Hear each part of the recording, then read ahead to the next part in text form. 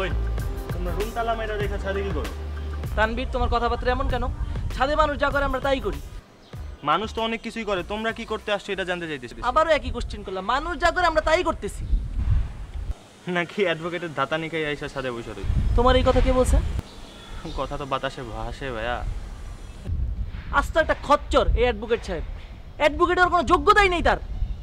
আর এর মধ্যে মেহরিনাপুর হাজব্যান্ড সে। তার যে কেমনে মানে মেহরিনাপুর রুচি যে কেমনে হইলো এটা আমি বুঝি না, একদমই বুঝি না। ধাতানি কি বেশি খাইছো?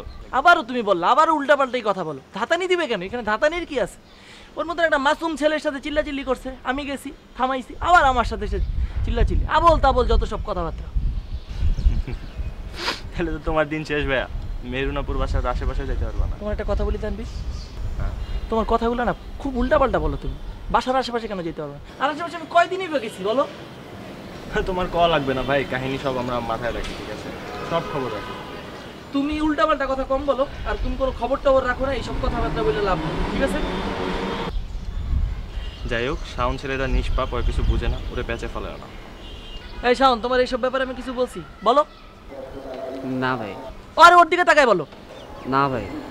আচ্ছা, এত কিছু বলা লাগবে না, চাবিটা দাও, বাসায় যাবো। সিন্ধুকে চাবি দাও।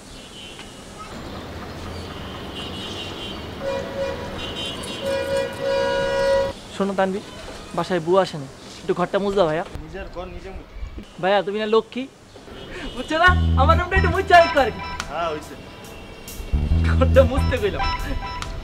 কথাবার্তা ভুল, উল্টাপাল্টা কথা। আর দাঁড়ায় দাঁড়ায় গল্প করতেছি, তুমি নিচে যাবে না? ওই রুম কে?